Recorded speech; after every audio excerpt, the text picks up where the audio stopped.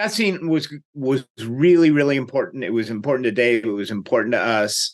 So it went through a few iterations before, we found the right balance between not attracting attention to ourselves and supporting it and that kind of thing too. I know, like, pound for pound at this point, I feel like you must have done more music for Star Wars than anyone, which is wild to think about, I think. But how Probably by double. I think the closest guy would be Gordy Hobb, and I mean, I did a panel with him 4 years ago, and I had done over 100 hours, and he wasn't even 50 yet. And wow. And I've been going for another 4 or 5 years. I mean, we did 5 hours for Ahsoka alone. 5 hours. Wild. Well, so how is it to have? Because also what's crazy is, like, you have this wealth of music that you're able to pull from for the show, but there's so many viewers who have never seen an animated project. So does that affect how you approach, like, bringing in old music versus composing new stuff? I don't think, no. The short answer is no. What is affected is we try not to play the themes exactly the way we played them in Rebels. They are the themes from Rebels, but we try to move them forward. We try to maybe quote them in a clever way or something like that. So it's not just Ezra's theme. I forget what I can talk about. Yeah, that's perfect. That's exactly. Because Ezra appears, in the little at the end of 6. Yeah. No, he appears also in the hologram. Right. So 6 is aired. Yeah, we have Thrawn's there, Ezra's there. Right. So I could talk about 6. Yeah. Yeah.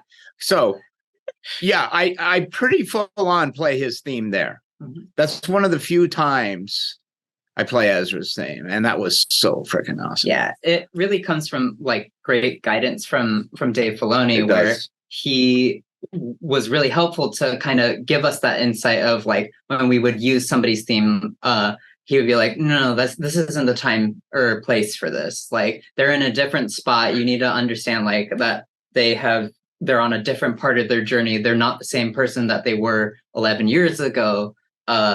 Like, their environment is different, their emotions are different, like they're going through a different thing. So it was really helpful to have that, like, because we would definitely fall into that where we're like, oh, like, they're on screen, here they are. He had to de-geek us, because we're like, oh yeah, let's do Sabine's theme, and he's like, no, not right now.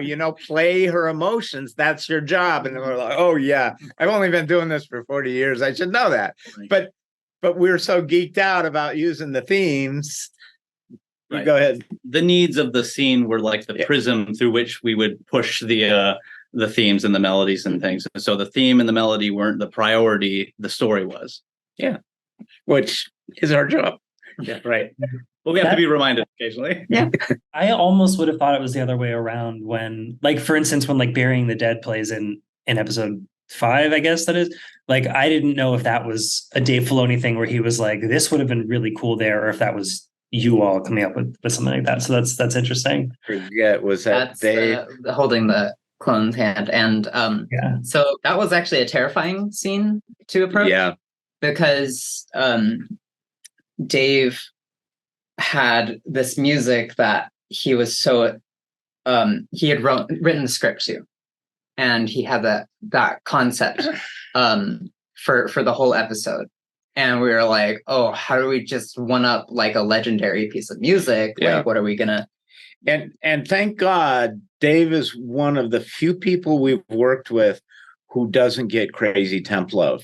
And do you understand? Should I explain what temp love is for your audience? Sure, I guess briefly. I mean, so people will put on almost all projects now temporary music, and it can be from wherever, it can be from big movie Prometheus or something, like that. Whatever movie is really big at the time tends to show up a lot in shows or something. They don't use too much Star Wars music, but so there's always temporary music, and that can be a problem with some directors because they've cut the thing so many times that they get they're in love with that piece of music.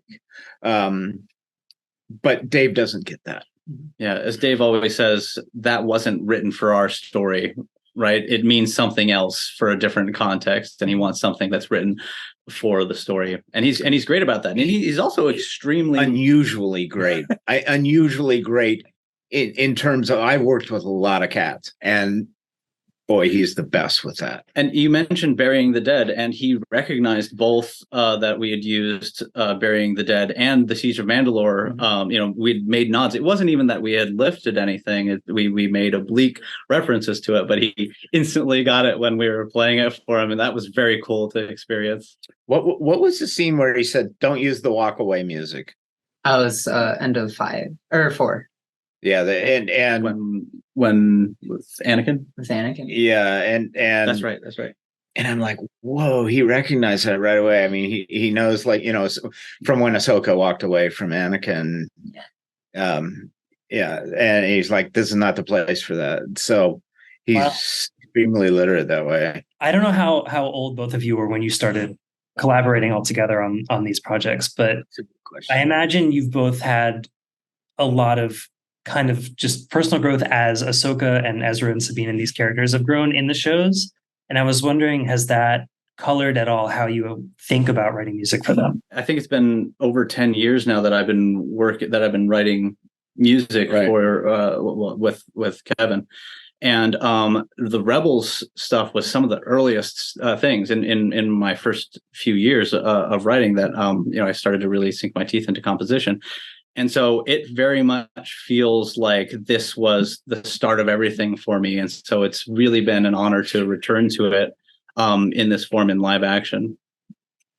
Yeah, I mean, technically speaking, I grew up on Star Wars too, or on Clone Wars as well. Like, I mean, that came out when I was probably 14 years old or something.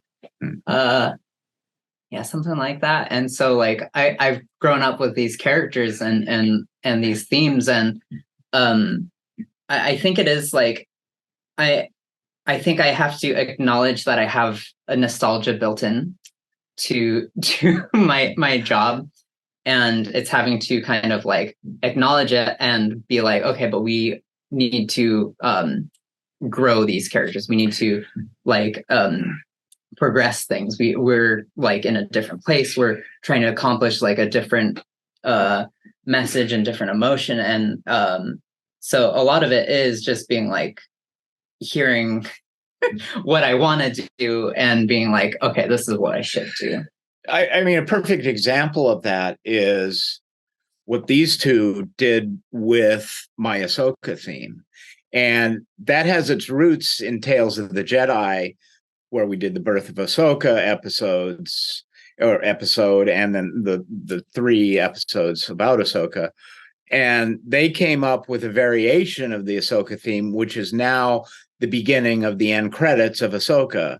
And it's a variation of what was in Tales of the Jedi, but it's taking that melody. So I'm not, and we do just play the melody later on in the end credits, but at the beginning, it's a variation of that theme, and it's a new take.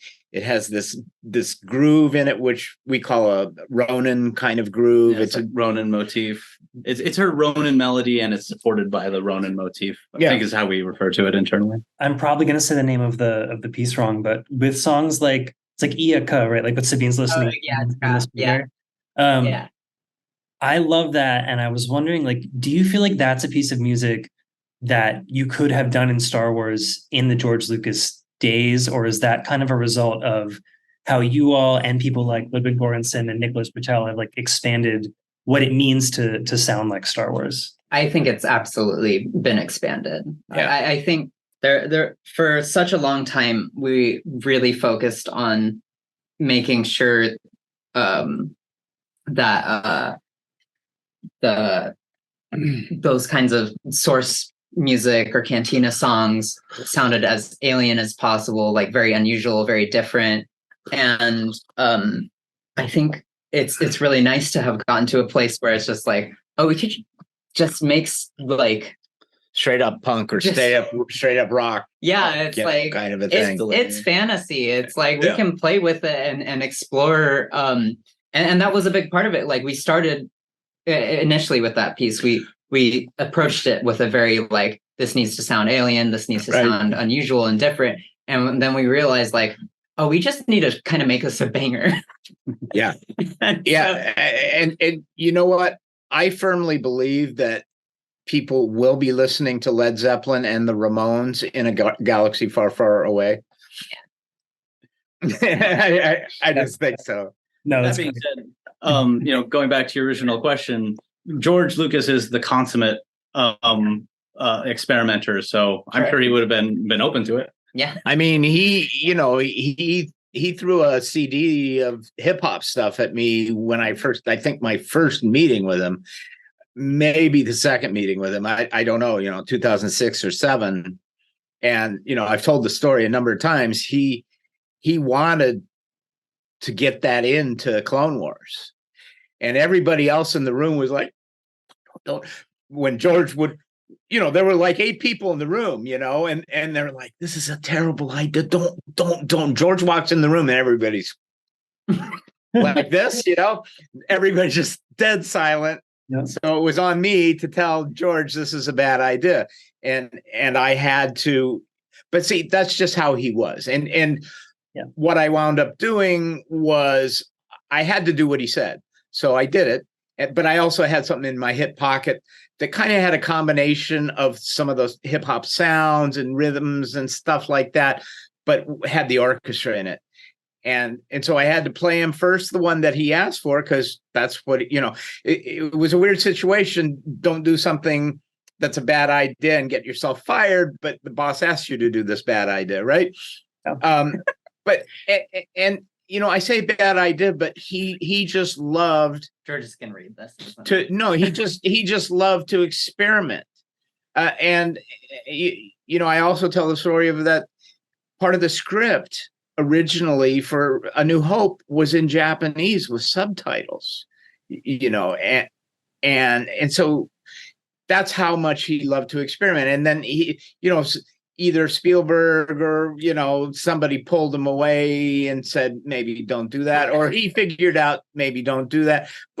And yet so many of the Japanese influences still did make it into the movie. I think that's one of his strengths, is just constantly surrounding himself with incredible collaborators. I mean, like specifically with like Dave Filoni, but like also like with Matt Wood in the sound design, like just, he's constantly finding these people who are incredibly artistic, and it's Ben Bird. It's just such an honor to be in that, even and considered. I mean, obviously has really good taste in composers. God, I mean, I know you all retweeted it, like kind of polling people for questions, because people are so passionate about this that I was curious. And I think kind of combining are there ways in which you were drawing from previous themes in ways that were even less obvious than tweaking them a little bit? Like someone was saying the scenes with Sabine's howl reminded them of like Loth Cat or Loth Wolf music.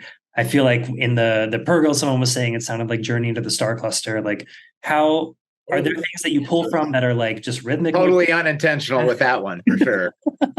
For those instances specifically, we actually find animals in Star Wars to be really, really important, and to really help establish an atmosphere and convey to the audience like what kind of magic the Force is and how important nature is in general. And so like with those, I think that's why those start to sound kind of similar, is because we take that approach to it where it's like, this is magic. Animals are magical, even when they're just normal and just hanging out. They're just magical.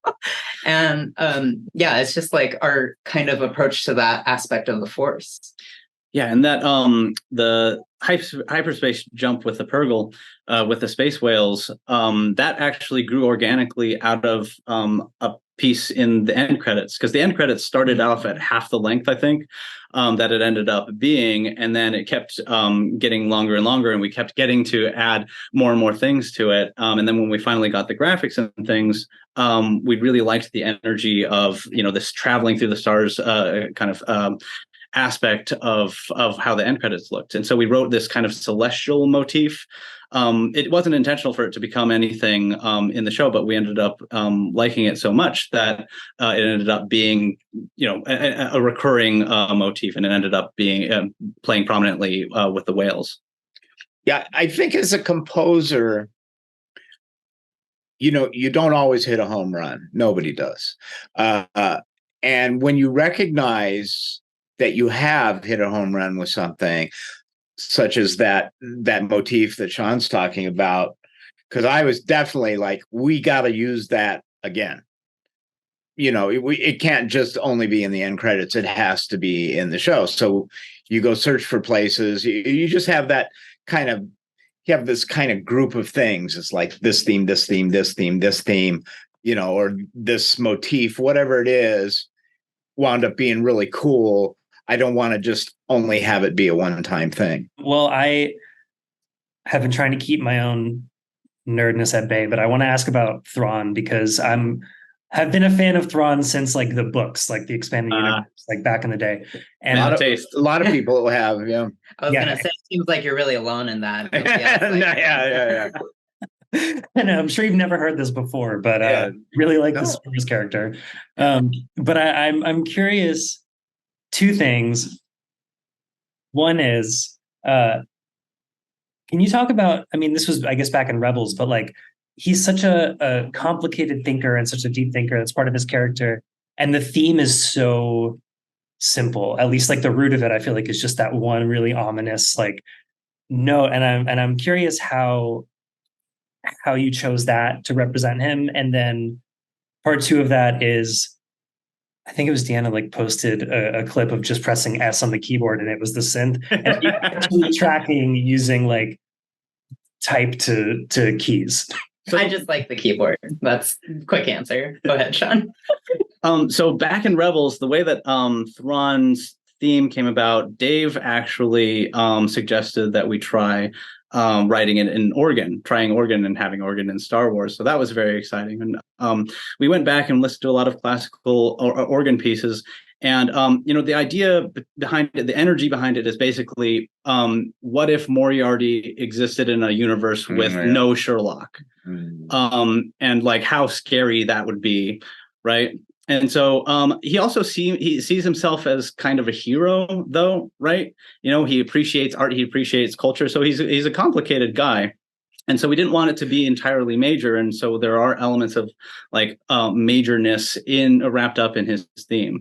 But in terms of like his introduction now, the growth and development of his theme, which I suppose we'll have to wait to talk about until later. But I think, do you want to talk about his intro scene? Yeah. So, I mean, kind of bouncing off of that, like we were so, again, like this kind of comes back to that thing where we were so fixated on having his theme play right there and be like, Thrawn's theme, let's go. With an organ. High organ. Just like, you know, doing all the arpeggiations and everything, every like aspect of it, and like, you know, having it develop with the scene. But then when, as we went over it with Dave, he was like, this piece is playing the music. It's not playing. We need to focus on the moment and the scene. And the point of the scene is not the music. It's not the theme. Exactly. So when we came back to the drawing board, we were like, oh, we need to have, especially since people have not met this person, or so many people have not met this person.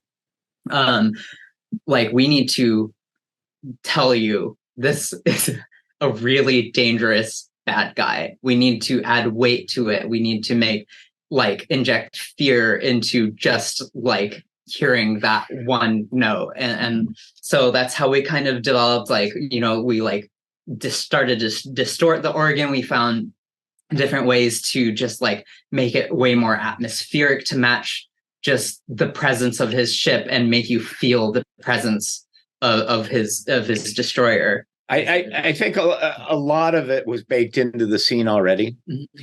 And this is a thing that we always struggle with, because John Williams set up the musical world of Star Wars in that it is music that by its nature draws attention to itself. It is not subtle usually, and it moves a lot, and it has a lot of melody, and it has a lot of counterpoint, and he's always doing different things. So that is part of the DNA of Star Wars, and we have to have the DNA of Star Wars in. But there are times when we overwrite, and again, this is like Dave being able to point out what those times are and to tell us, don't do that right here. You know, I mean, he says in a very nice way, and he gives really, really good. I mean, Dave is so amazing with his theory of like everything in Star Wars. He'll talk for an hour about something that has nothing to do with what we're looking at. But it kind of, in a way, it's good that he talks for an hour about that, because it kind of gets you into his mind and into the real actual, you know, thoughts of Star Wars. Anyhow, so that scene was really, really important. It was important to Dave. It was important to us. So it went through a few iterations before, you know, we found the right balance between not attracting attention to ourselves and supporting it, and that kind of thing too. What would you say is the biggest difference just in terms of composing for this versus composing for the animated series? Is it like, I think it's mostly the time we have the live guys to polish things. We have a live orchestra in LA. Cool. You know, it's the same orchestra that plays on whatever big movie is out. The same orchestra that plays on Marvel movies or Oppenheimer or whatever it is. And these are the best people in the world. And they're super, super enthusiastic about our music, about Star Wars. The lead French horn player, who is probably the best French horn player in the world, although, you know, there's two of them. There's a guy and a woman. They're equally as good. Have kids who are Star Wars fans, so they geek out about it as much as we are.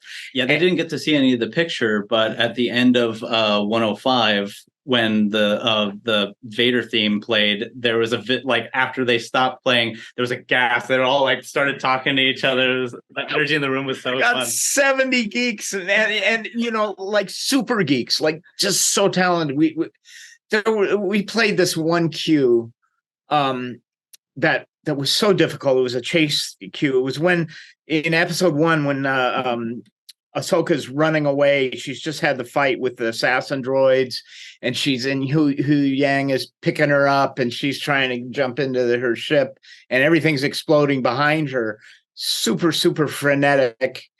And I went to mix that cue, and I said to the mixer, it's like, you know, I thought there's this one very difficult brass, really fast, really hard. And I said, and during the mix, I said, I know the brass played this more aggressively in a different take. And the mixer turns to me, he goes, well, we don't have this is take 2. All we have is the first time they read through it. This is the first time they ever saw this piece of music. And I'm like, well, let's play that. And they had played it better the first time. And I say it's like having 70 Michael Jordans working for you. Yeah. Just insane how good. And they will like applaud and they were really having a blast. It was an incredible atmosphere. Yeah, it was just, I mean, after those sessions were over, I didn't get depressed, but I mean, it was like, oh, I don't get to go, you know, in that playground for another year or whatever it's going to be, you know? Yeah. So, but also, you know, I think returning to the question, the difference, is that we got live orchestra for every single episode. And so, they would come up to us after the recording, and just talk about the music. And we developed a relationship with not only the people, but also the people's abilities, and got to know what their strengths were. And it inspired us to write for them in subsequent episodes. We hadn't written the whole season the first episode we recorded. And so then we were like, oh, I really want to write something for the lead viola player, or I want to really write something for, the concert master, that kind of thing, so that was a really neat dynamic. And that was very different in the show as opposed to the animated stuff. Yeah. I know better than to ask for favorites, but are there new motifs or themes or any ways that you were able to do something different on the show that was maybe particularly fun or exciting for each of you? I learned how to play flute for it. No way. Deana's playing all the exotic flutes. Not all of them. There was some stuff that we needed, like a for real professional in the end credit. Yeah. Up to the last second, though, it was you. Until she got that one take that was just magical. All that opening exotic flute stuff, which is different on every opening, that's all Deana playing it. And I'm I don't want to say amazed, because that implies that I didn't think she had those abilities, but I kind of did. I honestly didn't. I think I just hit an incredible moment of inspiration where I was like, I want it to sound like a bunch of flutes playing. Okay, I'll just try to implement it. And I was like, oh, that's cool. And it just kind of built from there. And the longer the season went on, the different kinds of flutes I started experimenting with and learning how to play. Still pretty rough at playing, but I play to my strengths, which I've really learned how to do. And I think I'm very happy with the way that so much of it has turned out. Like with the howler, I'm playing that alto flute as the howler is walking and then walking back and then leaving and then walking back. It was so fun to just play with different melodies. So for me, there are three new themes. There's there's probably more than three, but my favorite, it's tough between Balin's theme is freaking great. Thank you. I'm really very attached to Balin's theme, as well as Morgan's theme. Super cool. Yeah. So when we first see Morgan, it has a real kind of Williams sound to it, and yet it's new. So those are the ones I really dig. Yeah, no. Balin for me, it was neat to be able to do that that kind of piano sound in Star Wars, so it's big, bombastic. It's got a classicism to it. It's voiced in the same. We use this Rachmaninoff voicing to play a variation of this melody called Dies Irae. It's this ancient medieval thing that has been associated in film and storytelling with death and the end of things. And then we put it in the orchestra with a kind of heavy metal sensibility, and all those things came together in a really nice way. I was just so happy the way that it plays with Shin's theme in particular. It's just it's just Shin's theme. The way that we get to have their interaction musically is so cool to play with.